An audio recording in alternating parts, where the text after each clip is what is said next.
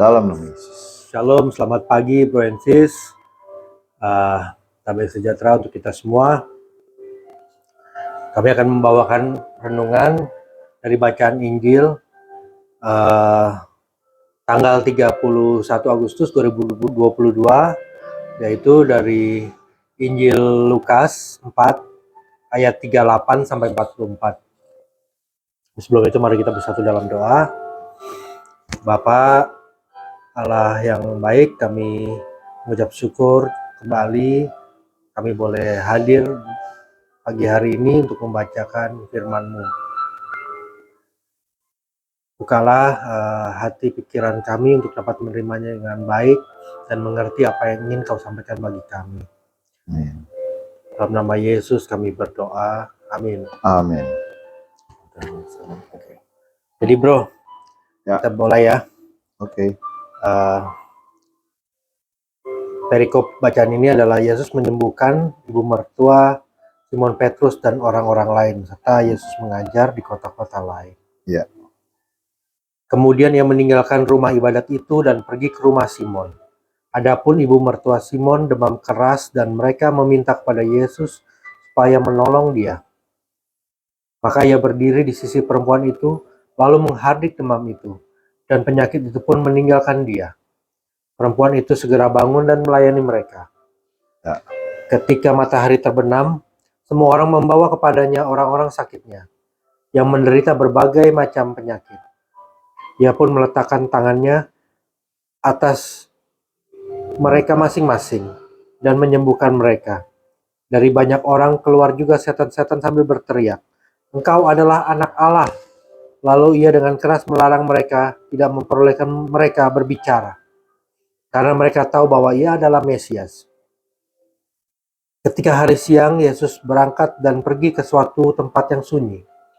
Tetapi orang banyak mencari dia, lalu menemukannya, dan berusaha menahan dia supaya jangan meninggalkan mereka.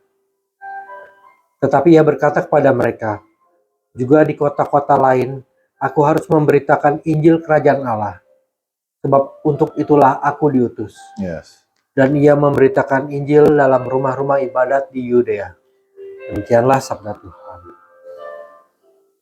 Jadi bro, ini sebenarnya lanjutan dari bacaan sebelumnya bro ya. Ya.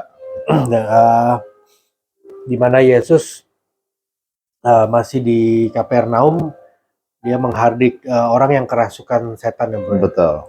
Nah di bacaan ini dikatakan Yesus setelah dari Kapernaum, dia pergi ke rumah Simon dan menyembuhkan mertua Simon Petrus yang sedang sakit demam. Betul. Jadi kembali lagi di sini dikatakan ketika Yesus menghardik sakit demam itu, kemudian sembuhlah ia mertuanya ini, mertua Simon. Jadi kan dengan kuasa Yesus ini Yesus dapat melakukan segala hal, mengusir setan-setan, orang kerasukan. Yesus juga mempunyai kuasa untuk menyembuhkan. Jadi tidak ada suatu hal yang tidak dapat dilakukan oleh Yesus dalam dunia ini. Betul. Nah, jadi gimana bro? Lanjutin. Kalau saya lihat di sini bro, dari ayat 34 kita baca bahwa di situ dia menyembuhkan ibu mertua Simon demam keras. Ketika kita tahu berarti ini mertuanya Simon Petrus maksudnya. Maka ia berdiri lalu dia menghardik demam itu. Jadi jangan kita beranggap bahwa demam itu, orang sakit itu berasal dari roh jahat. Jangan semacam asumsinya begitu. Semacam orang atau sakit apa gitu ya. itu enggak begitu gitu. Tapi di sini mau diperlihatkan bahwa Tuhan Yesus punya kuasa. Gitu. Tuhan Yesus bisa mengusir setan-setan, demikian juga bisa menyembuhkan orang sakit. Dan ayat selanjutnya jelas dikatakan mereka meminta kepada Yesus supaya dia menolong dia. Nah, ini Tuhan Yesus perlihatkan bahwa dia menolong. Ayat 40 ini menarik bro. ketika matahari terbenam, semua orang membawa kepadanya orang-orang sakitnya. Iya. Itu maksudnya kira-kira bagaimana, bro? Iya. Jadi kalau aku tangkap di sini sih, bro ya. Kenapa ketika matahari terbenam, Ya. kemudian semua orang membawa kepadanya orang-orang sakitnya yang menderita bermacam-macam penyakit. Ya. Kemudian Yesus meletakkan tangannya, ia pun meletakkan tangannya atas mereka masing-masing dan menyembuhkan mereka. Ya. Jadi mungkin kalau kita refer ke seperti Lukas 6 ayat 6 itu kan, bro, dikatakan ketika Yesus menyembuhkan orang di hari Sabat. Ya, betul. Nah, ketika itu orang-orang Farisi begitu kesal gitu ya, karena Yesus menyembuhkan orang di hari Sabat, karena dikatakan bahwa hari 1 sampai hari ke-6 orang sudah melakukan semuanya, tapi hari ke Sabat ini, hari ke-7 ya harinya untuk harinya Tuhan gitu. Dan dikatakan menurut orang Farisi tidak boleh menyembuhkan. Ya. Nah, tapi kan Yesus berkata lebih penting mana untuk menyembuhkan orang di hari Sabat atau membinasakannya, gitu kan? Betul. Nah, jadi ketika Yesus ya mungkin dari ini, bro. Jadi karena ketika matahari terbenam, kan dikatakan sebelumnya itu Yesus menyembuhkan mengusir orang yang kerasukan di Kapernaum itu kan pada hari Sabat. Betul. Jadi ketika matahari terbenam itu kan sudah tidak bukan hari Sabat lagi, bro ya. Jadi makanya perpindahan hari itu jam 6 sore, bro. Betul. Ketika matahari terbenam. Jadi ketika itu sudah lewat hari Sabat, makanya kemudian orang-orang mulai membawa orang-orang sakitnya itu kepada Yesus. Betul. Dan di situ Yesus menyembuhkan mereka. Betul. Jadi ini mungkin orang-orang itu ya mencari aman juga lah. Ya, supaya tidak ini sama orang Farisi gitu ya. Memang kita buat mengerti firman Tuhan, kita harus mengerti budayanya juga. Betul. Bagaimana perpindahan hari, kalau kita kan jam 12 malam itu. Kalau di sana jam 6 sore, bro. Iya. Jadi 6 sore. Jadi itu pun kita harus belajar gitu. Di sini kenapa dia bawa orang-orang itu pada ketika matahari terbenam, yaitu ketika sudah pergantian hari. Iya, sudah bukan hari Sabat lagi. Betul. Jadi secara tradisi mereka tidak menyalahi ini ya gitu.